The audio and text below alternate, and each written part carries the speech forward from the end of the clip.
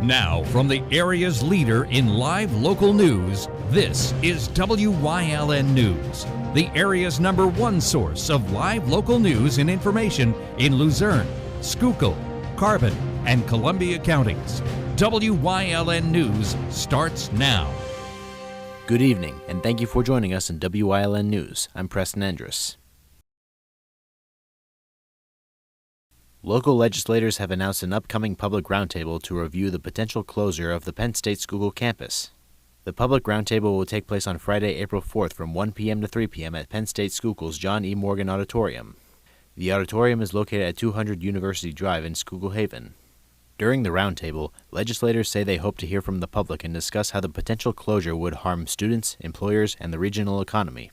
Participants at the roundtable will include Senator Dave Argel, PA State Representative Dane Watrow, the Interim Chancellor at Penn State Schuylkill, Dr. Corey Schrerer, the President and CEO of the Schuylkill Chamber of Commerce, Robert Carl, and representatives from the offices of Congressman Dan Muser and Senator John Fetterman. The event will also be live-streamed on Senator Argel's website at senatorargel.com. 400 kits of food, water, and personal care items were distributed to families in need on Thursday at the Hazleton Integration Project. The resource rally was made possible through donations from Niagara Cares, the charitable division of Niagara Bottling, and the anti-hunger organization Feed the Children. Each kit contained items to support a family of 4, such as shelf-stable food, cases of water, daily essentials, and other resources. Officials say the event was intended to help struggling families in the Hazleton community. The event ran from 10:30 a.m. to 1 p.m. at the Hazleton Integration Project located at 225 East 4th Street in Hazleton. Students from Hazleton Area High School traveled to Bloomsburg University on Thursday to participate in the 8th Annual Husky Dog Pound Competition. The annual Shark Tank-inspired competition showcases the innovation and entrepreneurial skills of students. During the event, students had the opportunity to tour the college campus, meet with business professors, and present an elevator pitch for an innovative product of their own design. 2 of the teams from Hazleton placed 3rd and 6th in the competition out of over 200 groups and 500 students. The 3rd-place winners include Alexis Lutz, Sophia Andre, Lauren Lamana, and Maddie Mateo. The 6th-place winners were Santino Di Lorenzo, Jonas Kozlek, Mikey Bailey, and Gregory Kupcho. PA State Representative Jamie Walsh is inviting the public to an open house event on Thursday, April 3rd. The event will be held at Walsh's district office in Sugarloaf from 4 p.m. to 6 p.m. During the open house, the public is invited to enjoy light refreshments, say hello, and learn about the state-related services offered at the office. Walsh's office is located at 669 State Route 93 in Sugarloaf.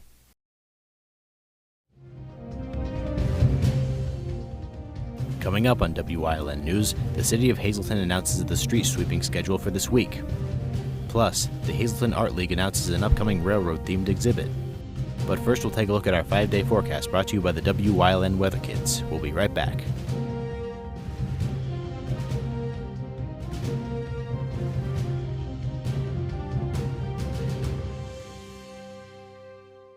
Brought to you by Lehigh Valley Health Network and Jefferson Health, investing in your well-being and building healthier communities, because more expertise and convenient care mean better outcomes and a healthier you. Learn more at lvhn.org/Jefferson.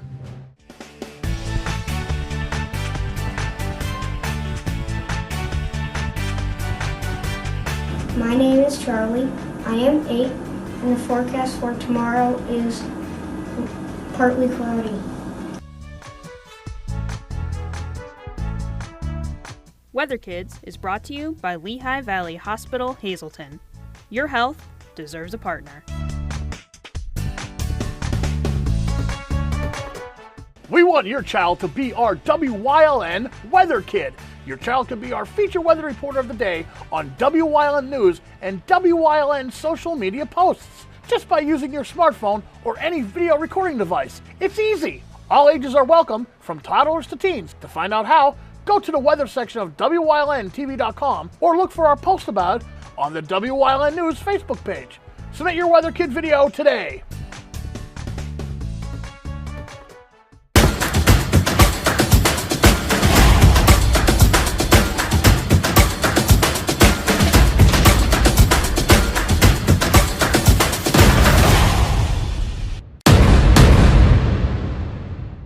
If you're looking for an affordable pre-owned car or truck, Cheers Auto Sales has a great lineup of clean, dependable, and quality vehicles. Stop in at 610 North Broad Street in West Hazleton, 570-454-7229. Cheers is proud to be celebrating 70 years in business. When you see news happening in your neighborhood, call Wyln News at 570-459-1869 or email us at news@wylntv.com or send us a message on social media through Facebook. WYLN, we're your local network. This week on Let's Talk Chiropractic, Bev's story is great. Many of you who twist and crack your own neck, she developed pain down her arm by damaging her disc. So stop doing that bad habit. Watch the show to see how we corrected her whole future for her.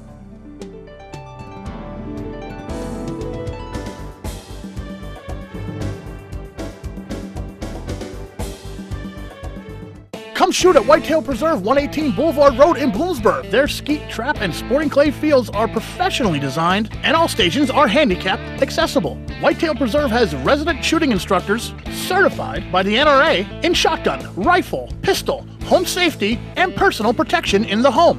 Whitetail can also cater any size event, whether it be a private party, corporate event, or wedding. Call 570-384-2314 or 570-790-8969. WYLN programming is online all the time. Visit our website at WYLNTV.com to check out archive shows and a live stream of our broadcasts. And don't forget to visit all of our social media pages for breaking news, weather, and sports. You can also head directly to our YouTube page for all our programming at youtube.com/WYLNTV35. Subscribe and ring that bell so you get notified every time there's a new show available online. Welcome back to WYLN News. A man is wanted by the Carbon County Sheriff's Office. Scott Gary is wanted on charges of use/possession of drug paraphernalia. He is known to have ties to the Jim Thorpe area. Anyone with information regarding his whereabouts is asked to contact the Carbon County Sheriff's Office at 570-325-2821. The City of Hazleton has announced the street sweeping schedule for this week. According to Mayor Cassatt's office, the street sweeping will take place on the south side of Hazleton this week from Broad Street to Buttonwood Street and from Mill Street to Fillmore Street. The street sweeping will take place on all main and side streets in the area and will also include the Hazleton Redevelopment Authority housing complex. Weather permitting, the street sweeping will be conducted between the hours of 7 a.m. and 3 p.m. beginning on Monday, March 31st and concluding on Friday, April 4th. During the street sweeping, the affected streets will be marked with orange no parking signs. Violators will be ticketed and towed. The public is also advised that the Department of Public Works will be drawing water to complete the task and residents may experience dirty water. The Hazleton City Authority is aware of the situation and will be working to clear the water. A new exhibit is coming to the Hazleton Art League this month. The new exhibit, Muscle, Iron, and Steam, The Railroad in Art and Image, will feature the work of railroad photographer Orrin Hellbach and late painter James Moran among the works of other artists. In a press release, the Art League said the purpose of the exhibit is to celebrate the power and nostalgia of the railroad. The show will open on Friday, April 4th at 5 p.m. An Artist Talk with Hellbach will be held on Saturday, April 12th from 1 p.m. to 3 p.m. The exhibit will run from April 4th through April 27th and will be featured at the Hayden Family Center for the Arts located at 31 West Broad Street in Hazleton. For more information, you can visit hazletonartleague.org.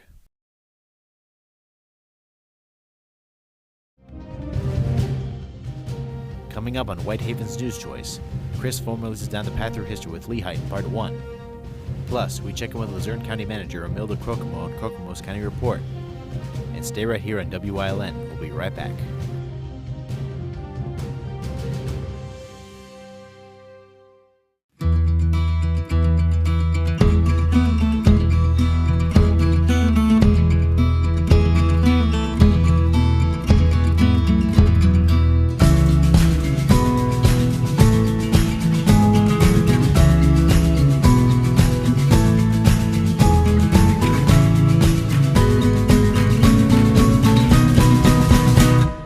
Express Care. Walk in and you walk into the region's most trusted health network. You will love the feel-good feeling you get when you shop at Grand Central in Nescopeck and Hazleton. You will enjoy a no-pressure professional sales staff, experienced delivery crew, service after the sale, and don't forget, everyday low prices. No matter what you're shopping for in your home, we have you covered with top brand names like Flex Steel, La-Z-Boy, England, and Dillon Custom Rugs. With our enormous selection and the flexibility to finance interest-free for up to 60 months, Grand Central makes it easy to make your house a home. PPW Nation, get ready for the best of PPW Season 2. Join Paul Bowe, E. Julius Kuiper, Alexander Bravado, Tom Mitchell, and Alex Watt as we take you down memory lane and relive some of the best PPW matches of all time. Saturdays at 5 p.m., Sundays at 10 p.m., only on WYLN.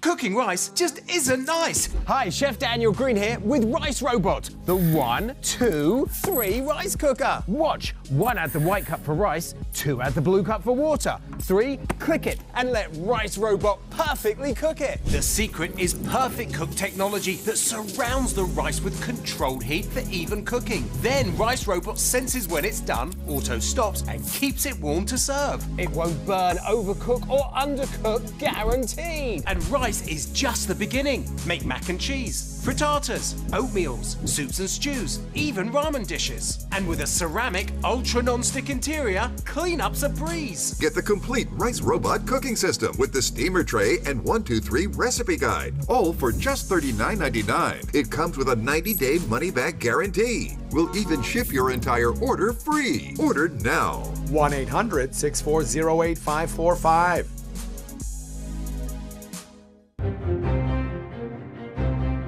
Like and follow WYLN News on Facebook for the WYLN News Midday Update, posted daily between noon and 2 p.m., powered by Lehigh Valley Health Network. When it's serious, there's only one health network with seriously innovative health institutes. Lehigh Valley Health Network, your health deserves a partner.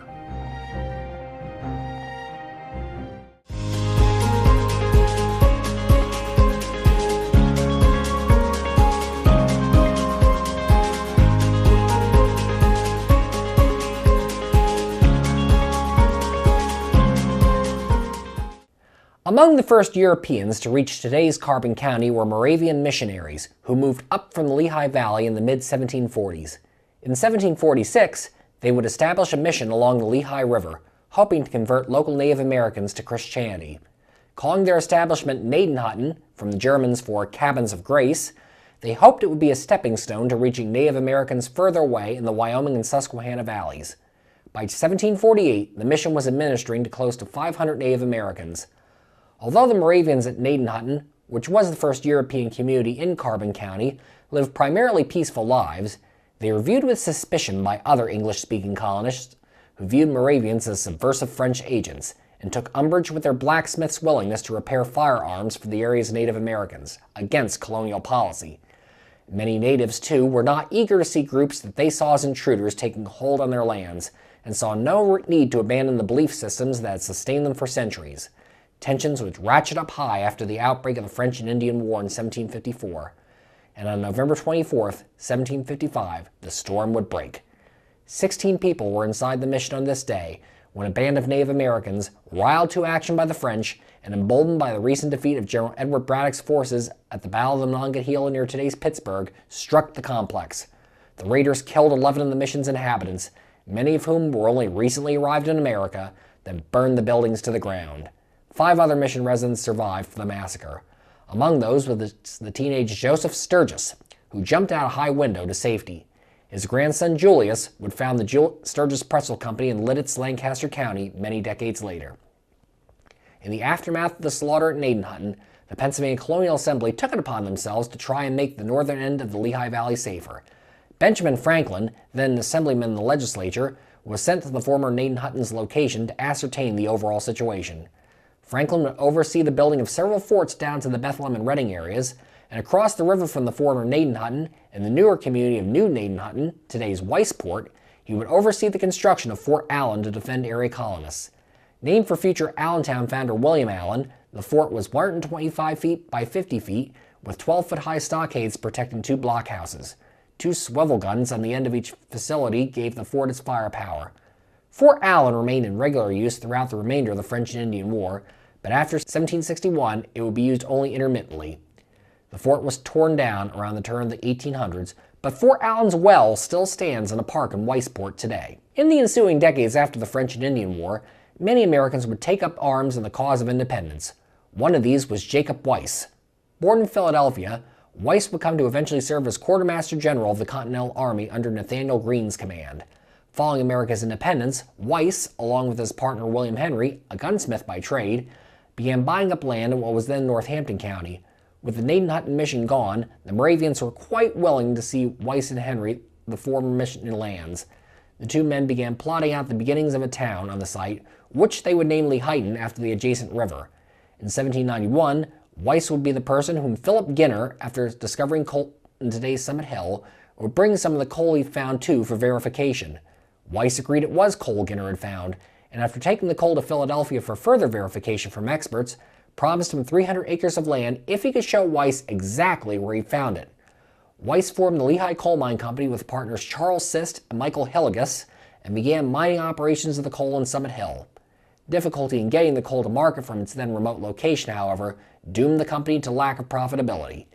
Back in Lehighton, Weiss and his partners plotted out 338 separate parcels of land for settlers, stretching from Lehigh to today's 4th Street. By the turn of the 19th century, more people had invested in Lehighton, prompting Weiss to petition Pennsylvania's government for a bridge over the Lehigh to New Gnadenhutten, since renamed Weisport in his honor. The eventual bridge, opening in 1805, carried the Easton Wilkes-Barre Turnpike through the fledgling town.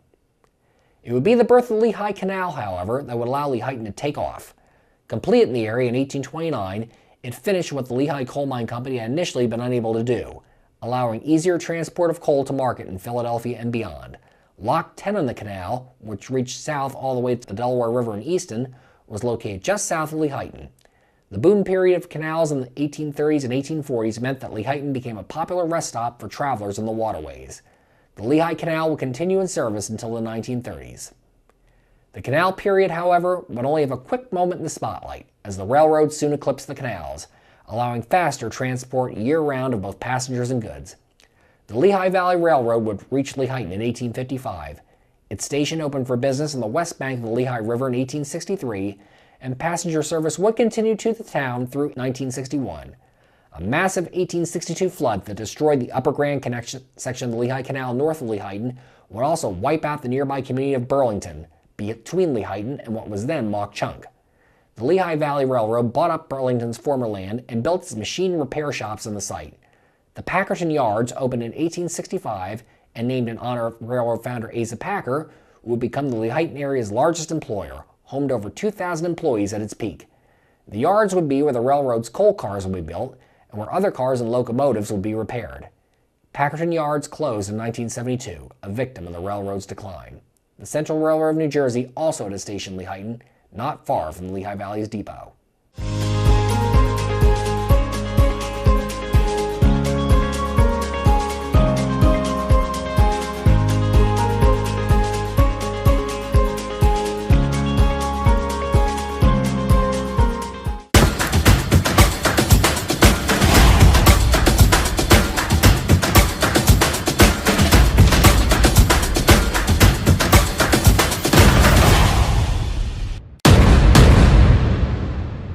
Attention, WYLN viewers! WYLN TV can now be seen on the Hazleton Service Electric Cablevision HD tier, channel 507, and over the air at 35.1. WYLN, we're your local network. SJ Kowalski is your Mitsubishi Diamond contractor. They can install a Mitsubishi Electric Mr. Slim ductless heating and cooling system. Mr. Slim systems are designed to make any living space in your home inviting. You can have a different temperature control for every room in your home. The money-saving technology can save you 25 to 50% on your heating bill. For Mitsubishi, Rinnai, and trained comfort specialists, call SJ Kowalski at 570-455-2600. Do you like craft beer? Do you want to learn the right way to sample wine?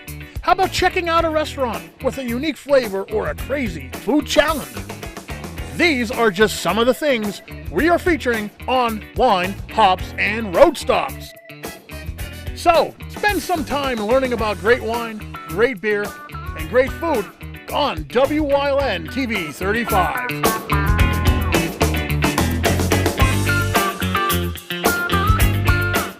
Come shoot at Whitetail Preserve, 118 Boulevard Road in Bloomsburg. Their skeet, trap, and sporting clay fields are professionally designed, and all stations are handicap accessible. Whitetail Preserve has resident shooting instructors certified by the NRA in shotgun, rifle, pistol, home safety, and personal protection in the home. Whitetail can also cater any size event, whether it be a private party, corporate event, or wedding. Call 570-384-2314 or 570-790-8969. Something is out there. What it is, no one knows. However, since its first sighting, there have been numerous reports of strange lights in the night sky. Some say they are extraterrestrials, flying saucers. But to all of those seemingly unrelated uncertainties, there is one common thread. Watch Solo Spaceman on WYLN Thursdays at 1:30, Saturdays at 7, and Sundays at 4:30.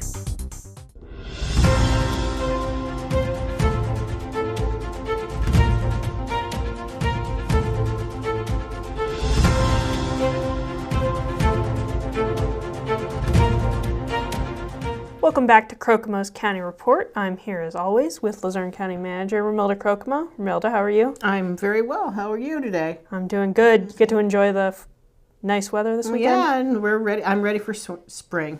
Change the clothing, all that. So I'm ready. Thinking. And baseball started. Oh, absolutely, baseball. So thinking of changes, you were telling me right before we went on air here that there's a new member joining the team at the sheriff's office. Luzerne County Sheriff's. We have a new sheriff, assistant deputy sheriff. Her name is Hailey, and she is a black Labrador retriever, and she will be a explosive sniffing canine. I don't know if the audience recalls that during the election, the general election, we did have a bomb threat. And our friends in Scranton, the Scranton Police Department, loaned their explosive sniffing dog, Arturo, to us to check out Penn Place. We will not have to rely on other entities or municipalities.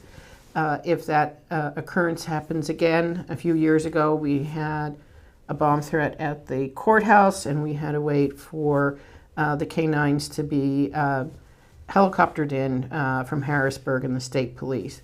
Hailey comes from a program at the University of Pennsylvania.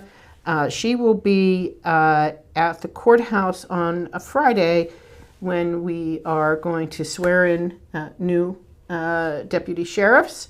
And actually give awards. That's 5 o'clock at the sheriff. So if you want to meet Hailey and if you want to support our sheriffs who do an extraordinary job, come to the courthouse at 5 o'clock on Friday. I hope to have Hailey and her handler here with me on one of the shows. Just as an aside, I do have the authority to deploy the sheriff, so I will be deploying Hailey to my office on a regular basis. Actually, that's a joke because she has to work just like everyone else. But very glad to have Hailey on board. Absolutely. And is she trained in like other abilities, like other police dogs, like drug sniffing and things like that as well? She's explosives and any kind of electronic devices. Gotcha. So. And also last week we had the opioid committee meeting right here in Hazleton. If you want to kind of recap our viewers how that went. We did. It was at City Hall. I want to thank the mayor and the city of Hazleton for allowing us to have our opioid town hall there. It was quite the success. We had about 20 citizens from the area, and they were very engaged. A lot of good questions and recommendations, and we'll be reviewing those as well. I just want to remind everyone that it's a rolling application. It's on our website, our new and improved website. We rolled out phase 1. I'd like to hear feedback on that. I think it's more user-friendly. We have a few more phases that we have to go through, but The application for the opioid settlement money is on our website.